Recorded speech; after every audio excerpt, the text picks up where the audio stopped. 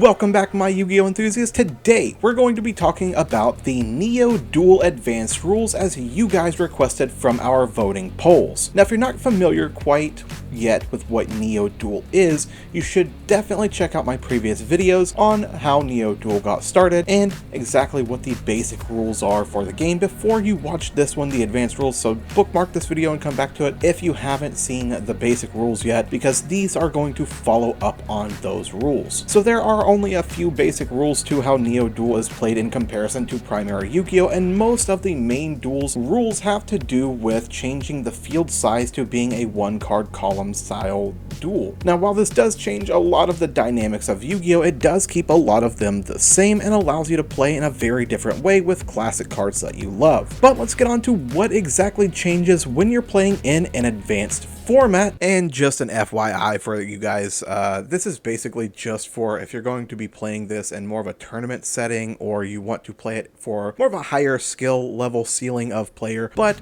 not everyone has to play this version. I do understand that there may be some love for the original Neo-Duel rules, so this isn't meant to go back and like change those at all. Think of it more like set rotation if you have to, where those rules can be played in one kind of tournament or format, and these ones just kind of add on to the glory that is Neo-Duel and let you play in a bit more of a different way, another higher skill level ceiling. I took a lot of feedback from you guys in order to make this video, so I kind of checked out lots of deck lists that you guys have made. I've checked how people have been able to like squeeze in little rule breaks here and there, and so these 10 new rules are so that you guys can play Neo-Duel in an advanced format. So without any more blabbering on, let's get straight into what these rules are. So I will be reading these off of my phone. It's how I keep my notes, so you know, don't worry too much about me looking down, but don't worry, I will be looking at you. All right, so number 1 rule change: only one copy of each named card. So in the original Neo-Duel, you could basically have 3 elves of everything, and this meant that you could basically build like a branded deck and put 3 branded fusions and then just 2 of the targets and like a bunch of other nonsense in there, and this worked for a lot of decks, and this was kind of the intention of the original Neo-Duel rule set, to see kind of what people would do, basically playing your favorite combo. But this way actually makes it more like a miniature deck, rather than, you know, just playing your favorite combo. So you only have 1 copy of each card, and this does also technically change how you're doing the, if you have 2 copies of a Red Eyes Black Dragon in your deck, because in the original rules, you could have 3 Red Eyes, and then you could have 1 Neo Red Eyes in the extra deck. So now you can only have the 1 Neo extra and 1 main deck Red Eyes. So 1 copy of each name of each card in the deck. So there is no real ban list for this game so far. We're just abiding by the normal ban list, so still like no Pot of Greed, etc. But yeah, so you're just gonna have limited 1 everything to start. Number 2, a monster summoned to the main monster zone cannot attack in the same turn. So this will apply a lot to like effect monsters and monsters that are summoned outside of a Neo summon, or basically just a normal vanilla summon.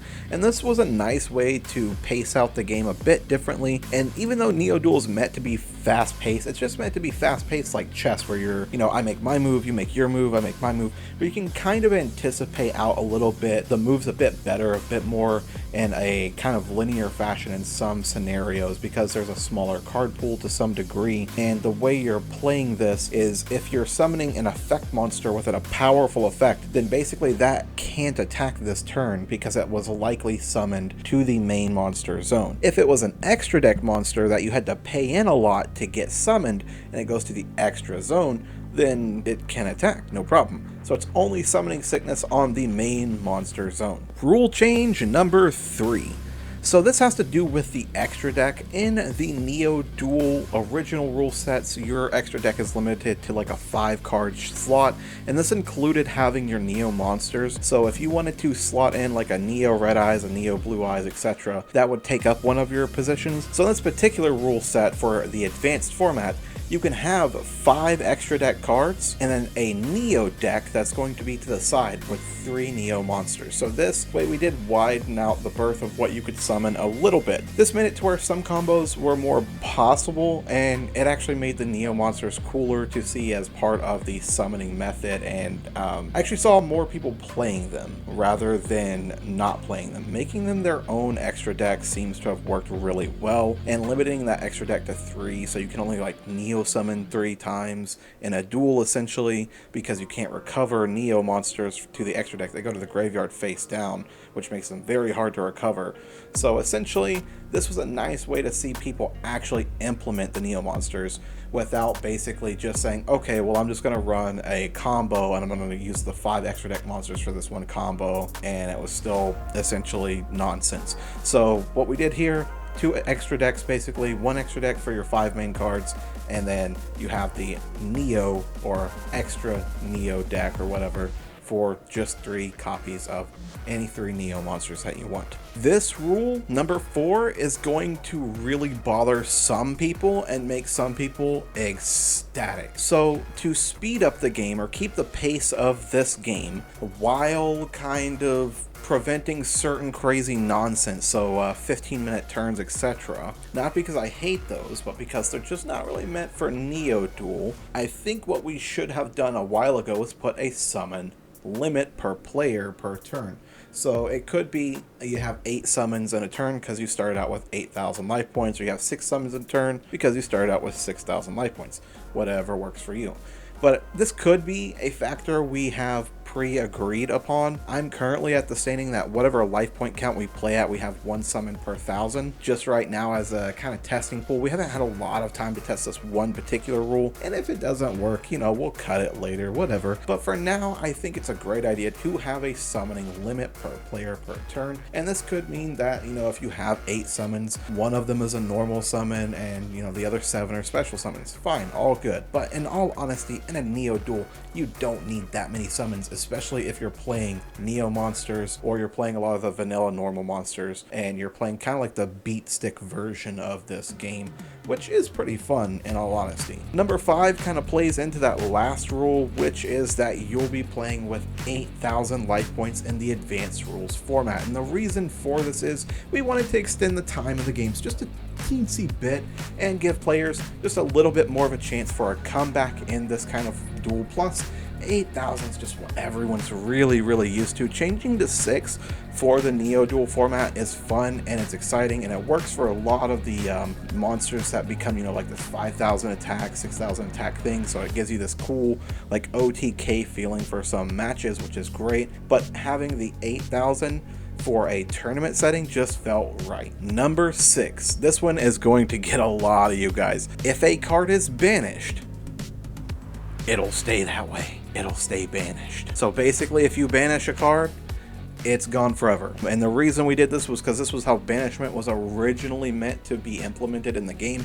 They were removed from play. They were not allowed to be recovered, all that kind of stuff. This also prevents a lot of nonsense decks from existing that basically abuse stuff like Desires or something that banished a bunch of cards immediately, and then the last cards you had were just cards that boosted themselves off the amount in the banishment pile, like the Maju stuff. So there was just too many decks that were able to abuse the banishment pile in the Neo-Duel format, so we just made it to where if a card's banished, it's gone forever. And this is just for the advanced rules. Like, this isn't basic rule stuff. If you want to play in the other format, that's just perfectly fine. Number 7. This is getting back to the normal monsters, or vanilla monsters if you want to call them that, but a vanilla monster or normal monster summoned in the main monster zone is actually going to be immune from your opponent's trap cards. And the reason we did this was to not only give the vanilla monsters just a bit more powers, a bit more speed, a bit more usefulness, it also makes you have to decide, because that normal monster can be summoned in the extra monster zone, do you put it in the X zone so that you can get an additional summon, like a special summon to that main zone, or are you going to summon it in the normal zone because it's a high attack monster like Red Eyes or Blue Eyes and it's not affected by traps? so maybe it's a for sure attack. Who knows? This is going to be a very interesting rule. I'm really excited to see what you guys do with this and what kind of decks get built for tournaments based off of this rule. Number 8, there can only be one active field spell at a time. So this is going to bring back that like 2005 Yu-Gi-Oh! GX almost era of field spells, where when you play a field spell, you destroy your opponent's field spell because there can only be one active at a time. And when you play a field spell in your own zone, you can destroy your own field spell. This could be abusable, I don't know, but what happened in testing was there were too many ways to basically force your opponent to waste resources using a field spell, because if you wanted to destroy back row cards, there are a few cards that do destroy multiple back row, and that's fine and good, but this turns a field spell into kind of its own MST in a way where you don't have to add extra removal for your deck just to prevent your opponent from abusing a field spell.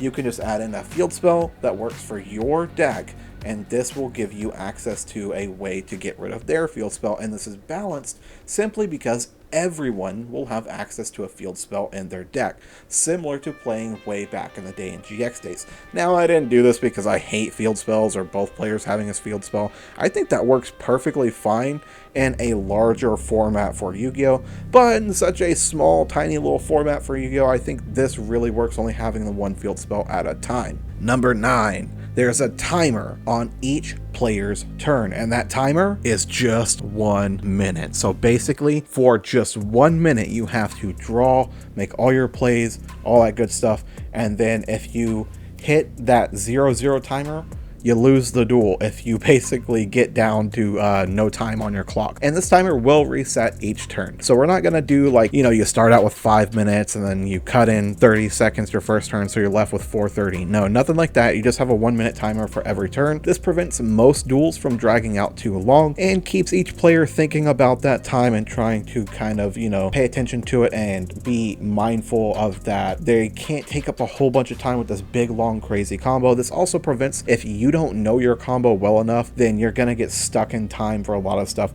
and sometimes you'll just have to end your turn just to let the other guy go, even though you're not done with your combo. So this does make time a huge factor in advanced rules, but not as drastic as you think. It does add a little bit of pressure, which is nice, but it doesn't add as much game-breaking kind of mechanics as you would think, because the timer is just 1 minute, and when you start the duel, you're only going to have 2 or 3 cards, so unless you're going into like a 2-card, 1-card crazy combo, and even if you are, you should be able to finish it within 1 minute if your deck is only 15 cards and your extra deck is only 5.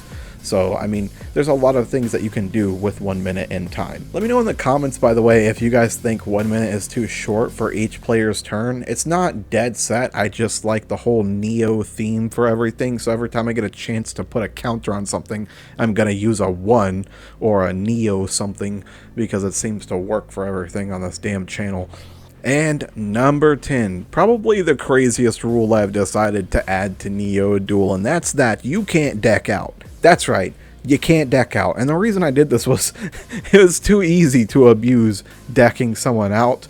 That was probably the biggest, craziest abused thing that you could probably do, other than just special summoning junk out of the main deck for free very easily, like Darkness Dragoon or, you know, stuff like that with branded. But I think decking people out is quite easy when you only have to get rid of 10 cards.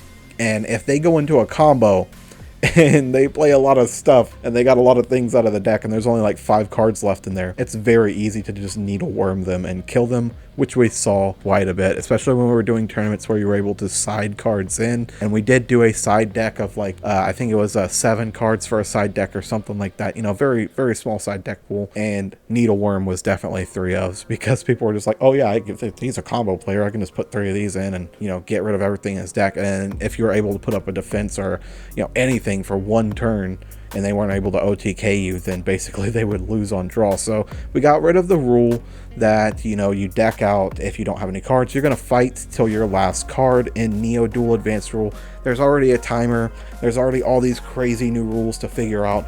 I didn't want decking out to be the thing that kills you, nobody likes losing a game to something so technical. Even though we do have a timer rule, that does still feel like something that you can manage a lot better, and you running out of time is your fault, not generally your opponent's. So for example, if they activate a trap card and they decide to like start doing stuff, they have their own timer they got to keep control of during that time.